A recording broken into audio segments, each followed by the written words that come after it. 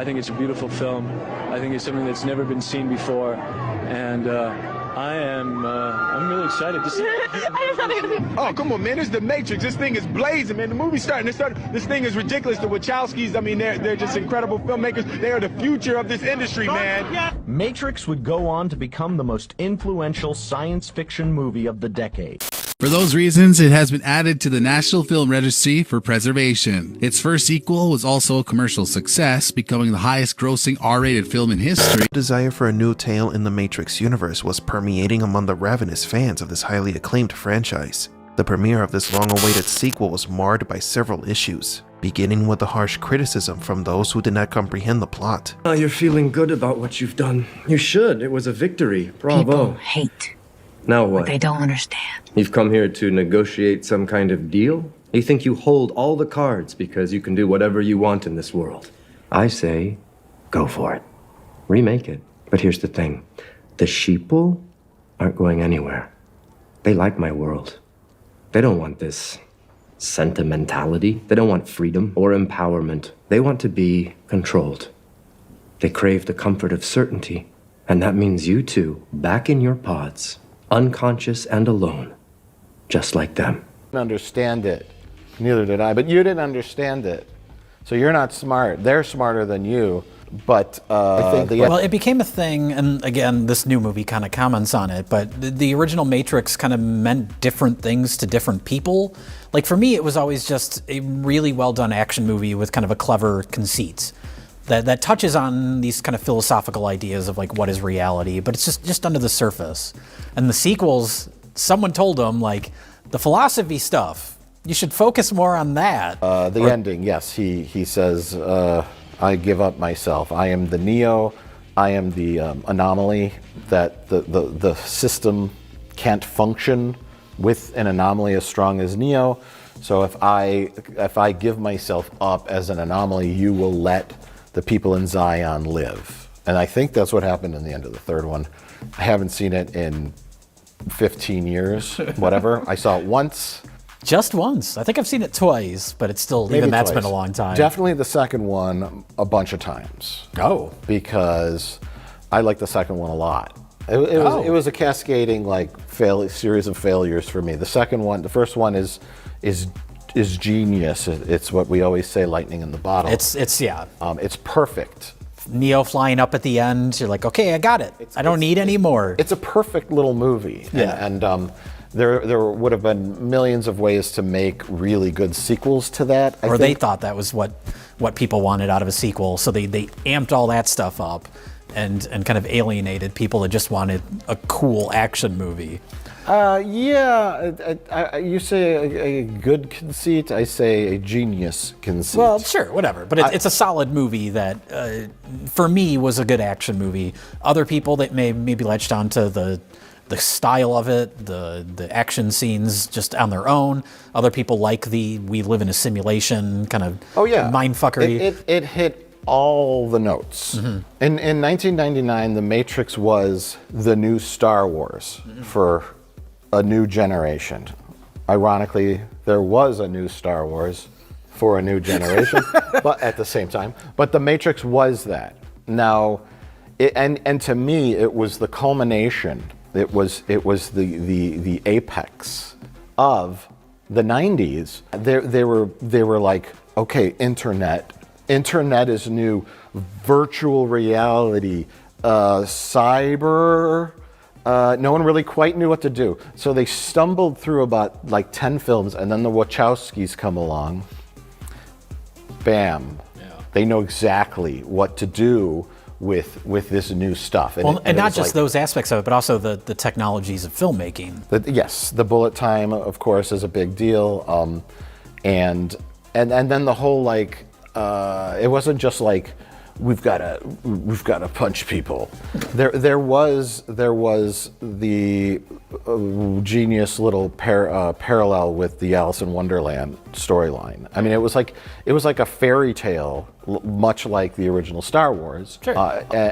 Neo is the everyday, and I think I reference it in my Mr. Plinkett Phantom Menace review, as Neo is the perfect protagonist because he is the everyday man who is given the Alice in Wonderland pill. Yeah. You know, you go down the rabbit hole and to a fantastical world where you meet the Cheshire Cat and the rabbit with I'm running out of time. The clocks with the rabbit, and you know, it's Lewis Carroll's Alice in Wonderland, just in a digital age. The world you live in is not what it appears to be, and it's so exciting. Yeah, I was gonna say with those aspects, with like groundbreaking action, and also the soundtrack, of course, was a huge deal. So it's like everything. That's the icing.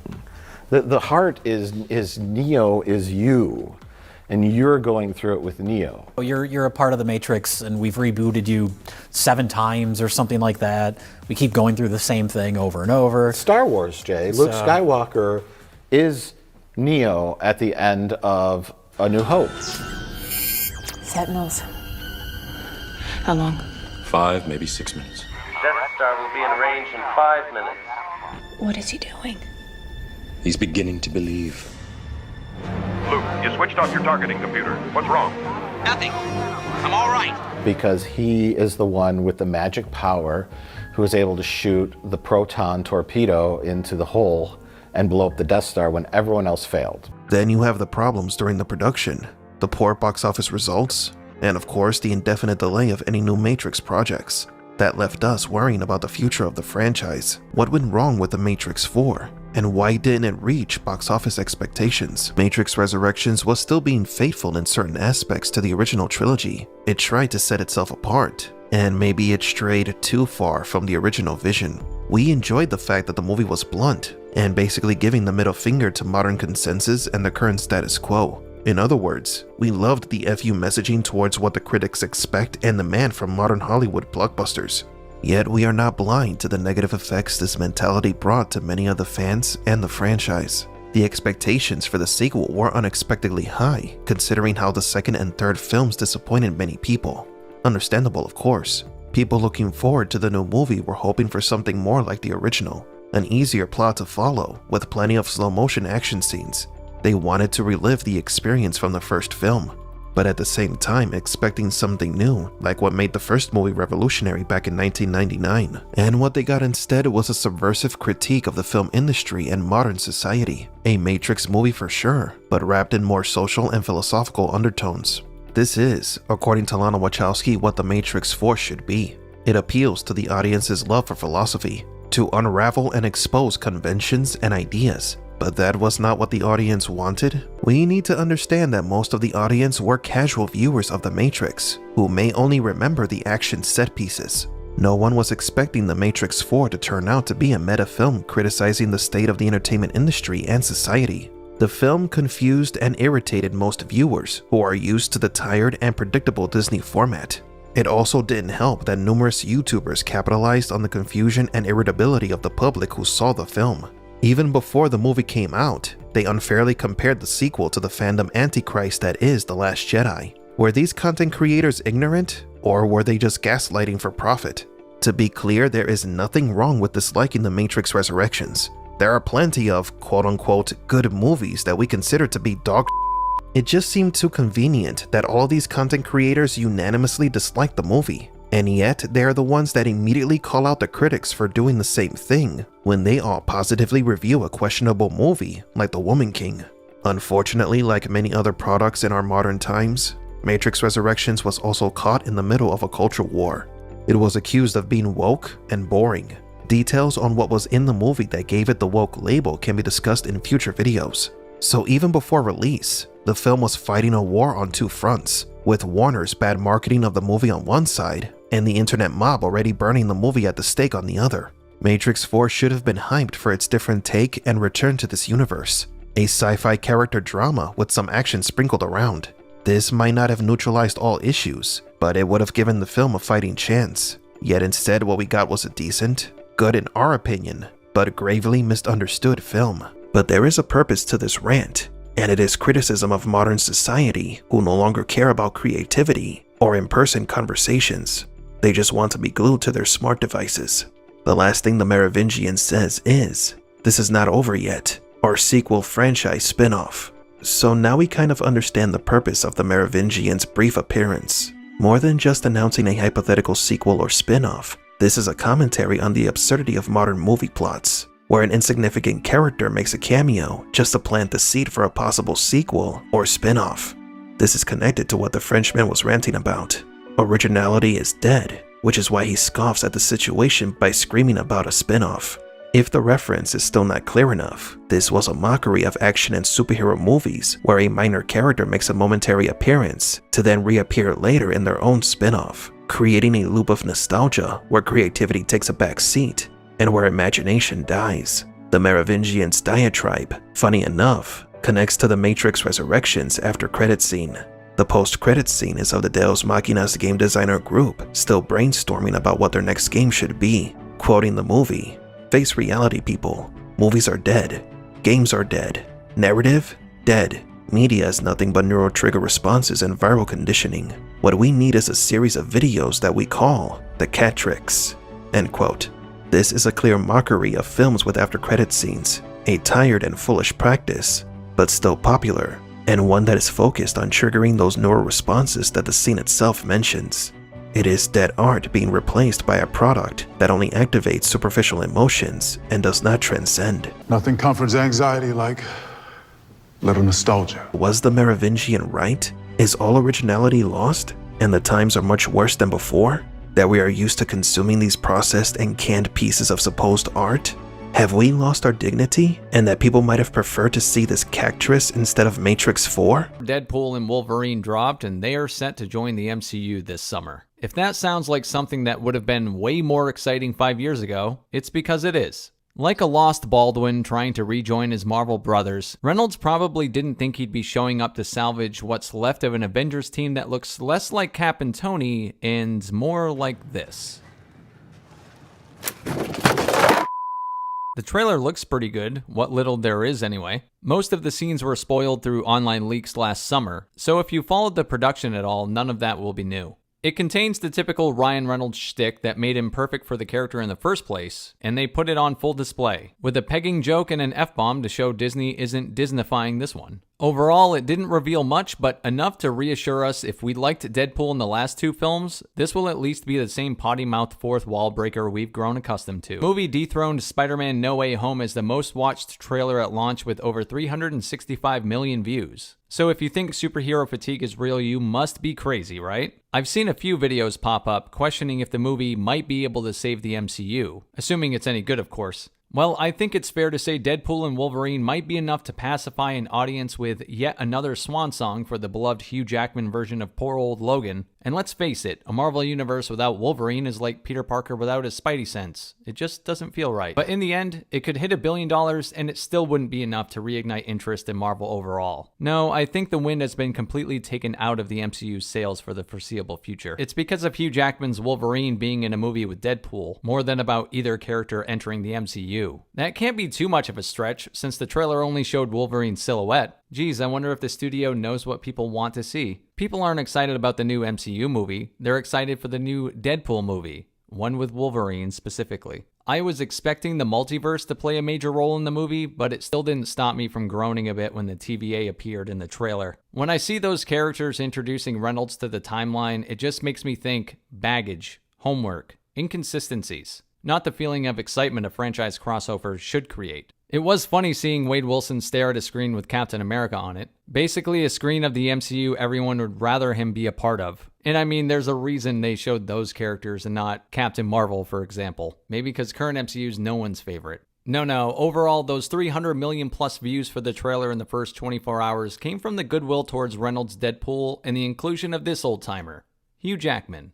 He was first seen as Wolverine 24 years ago, which is fucking crazy that he's been playing this character for one reason or another since the Y2K era. If you're too young and don't know what that is, well, there you go. That's how long he's been playing the character. And we last saw Jackman swinging the claws in 2017's Logan, a well-received and successful final outing for him. Well, obviously not final. No one's ever really gone. Which means there's some nostalgia money to be made. And a few years ago, Spider-Man No Way Home proved that when it comes to member berries, it doesn't have to be characters or moments from a well-liked series to get people dialed up to 11. So if you bring them something that people actually loved, like Wolverine... That's okay.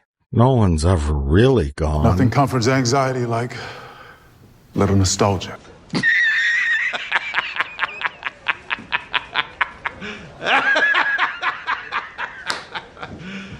When wielded wisely, they are powerful tools. That's what Hugh Jackman's return as Wolverine has the potential to be. Nostalgia done right with big box office potential.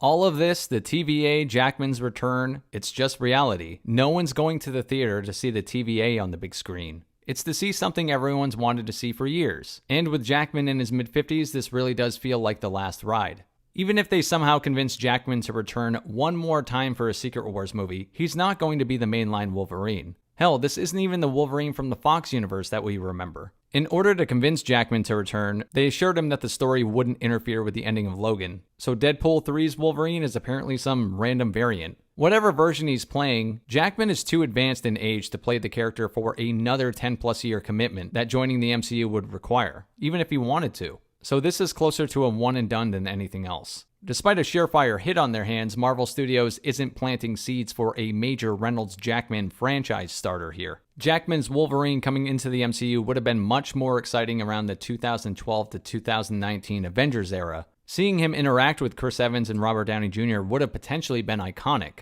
But that time has passed, and Disney's deep pockets helped them get what they could out of it, getting Jackman back in the saddle one last time. But that's what it is. One last time. Wolverine might be an interesting enough character to have as a centerpiece of the MCU in the future, but it certainly won't be this version of him, and audiences are aware of that. No MCU savior here. Like Jackman, Ryan Reynolds isn't going to be rescuing Marvel from anything either. After Deadpool 3 was announced, he said that this would be the last time he plays the character. I personally doubt that. I could see him popping up in the Secret Wars especially, but he's also not long for retirement whether this is the last time he suits up or not. He's pushing 50 and he's not in it for the long haul. In the movie, Deadpool and Wolverine is no Iron Man. Where that movie felt like a franchise starter, this movie is supposed to be a finale for the character. It's why Reynolds wanted Hugh Jackman back in the first place. It's going out with a bang.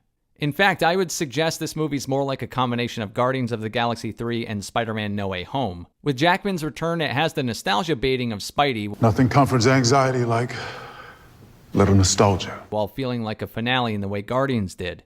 Guardians in particular felt completely separated from the rest of the MCU, which probably helped in the end, and why its success didn't translate into high viewership numbers later on for Secret Invasion or big box office for the Marvels. Proved that people will still support characters they care about, but the time of the interconnected universe is coming to an end, at least in terms of how audiences interact with them. No longer are people catching the side projects that get the whole story. Deadpool 3 is going to be successful because of the characters within, not its connection to the broader MCU narrative. After the reputation implosion Marvel has experienced, it would honestly be best for the movie to stay as far away from the MCU timeline as possible. It's funny how what once was considered an imperative, like getting all the Marvel characters under the MCU umbrella, has now become a distraction and a problem, at least in my opinion. The biggest superhero hits over the last few years felt genuinely disconnected, and not just MCU movies. The Batman was a hit, Joker was too, and Spider-Man No Way Home, despite its MCU connections, wasn't popular because Doctor Strange was in it. It's because Spider-Man was in it. A lot of them. Around She-Hulk time in 2022, Deadpool 3 was finally announced via Reynolds' Twitter account, with Hugh Jackman walking in the background agreeing to play Wolverine again. As exciting as that seemed, it also felt like Disney had hit the panic button. With a film and TV slate closer to She-Hulk quality than Avengers, they knew the jig would be up and a guaranteed hit was absolutely necessary. Well, things got even worse because after the Marvels lost the company $200 million, Disney reshuffled their Marvel plans and Deadpool 3 became the lone MCU cinema release of 2024. Captain America 4? Reshoots. Ironheart? It'll be released someday. As far as Deadpool 3, it actually had its release date moved forward to July. I don't know what else to call that except the sound of a company shitting itself. So for better or worse, Deadpool 3 is now way more important to the MCU than it ever needed to be. And I see the vision. Assuming this movie's good, it lets Marvel Studios drag their feet after shitting out multiple movies and shows in a short span of time. The Fox contracts for the X-Men cast will finally be up in 2026, and those roles can finally be cast. And maybe, just maybe, Deadpool 3 will be a palate cleanser from the last MCU pooplog entree. And audiences will trust the studio enough moving forward to give Captain Falcon America a try. In Bob Iger terminology, it's worth a shot, right? History says that won't be the case no matter how many convoluted multiverse twists get thrown into this movie. And that's an unfortunate possibility, too. See, my prediction that this movie won't rescue the MCU from box office harakiri is under the assumption it'll be good, or at least the standards of the previous films. If it's bad, oh shit. With the inclusion and unnecessary pressure of course-correcting the MCU, it could spell disaster. After the Marvels, Secret Invasion, and Echo, Disney absolutely cannot afford for this movie to suck. So they find themselves in quite a predicament with this one. If Deadpool 3 is good, as illustrated, it probably won't have any bearing on the success of future shows or movies. But if it's bad, it'll cause even further reputational harm to the floundering franchise that is the MCU. If I was Bob Iger and needing a hit movie, I could do a lot worse than bringing Hugh Jackman back as Wolverine. But this guy absolutely doesn't think long term. He's the Joe Biden of CEOs. He's behind on everything. The guy seemingly just discovered video games and is preaching that they're the next thing they're going to lean into, even though Marvel and Disney work with multiple gaming studios. Even with Deadpool joining the incoherent MCU multiverse, the box office outcome probably wouldn't change much whether it had a Marvel Studios or 20th Century Fox banner above the title. Franchises entering the MCU used to get what was called the Avengers bump. No, not like a Leo bump. A box office bump, one where a character's mere association with the greater Marvel universe got people into the cinema. Marvel's decision to license out its major characters in the 90s to stave off financial ruin is well known, and more than a decade after they hoard out Spider-Man to Sony, online pleas were common for the licenses of X-Men, Spidey, and Fantastic Four to revert back to Marvel and have the characters join the then hyper-successful MCU. This amplified every time Fox produced a mongoloid like X-Men Origins Wolverine, a movie so horrendous Reynolds has made a side hustle out of shitting on it. Or the 2015 Fantastic Four movie. You know, that cinematic abortion. But Fox did produce Deadpool, and those movies are popular for a reason. Deadpool entering the MCU was always going to be a different kind of story no matter how well the entire Marvel franchise was doing. When fans asked for Spider-Man or the X-Men to leave the clutches of Fox and enter the MCU, it was because those franchises were floundering and it felt like the studios producing their films didn't have a clue what they were doing anymore. And I'm pretty sure Madam Web is going to prove Sony still doesn't. But Deadpool wasn't a popular character in need of a fresh coat of paint like Spider-Man or Wolverine, which Fox actually corrected themselves when they released Logan. No, interestingly, Deadpool by comparison had to be protected from being Disneyfied. His movies were already well-liked and in good standing, and I remember fears of fucking up this beloved character were present even during the height of the MCU craze. And Deadpool's a movie series that Disney essentially inherited with their purchase of 20th Century Fox. Fans weren't going to let them reboot Deadpool, so there was never any real doubt about Ryan Reynolds making a return. Wade Wilson is one of those exceptional side characters that went on to become one of the more popular ones in a greater ethos. A ripoff of Deathstroke? Yes. An easy way to poke fun at Marvel? Also yes. Does it work? For a lot of people, absolutely. He's a character that functions in the world of the X-Men but doesn't require the greater Marvel universe. 2 movies of consistent R-rated box office success to the tune of $750 million each means Deadpool 3's connection to the MCU wasn't going to make or break this movie one way or another. The only thing that could have possibly done that is overall superhero fatigue, and the incredible amount of views on the trailer says the combination of Deadpool and Wolverine is definitely an exception to that.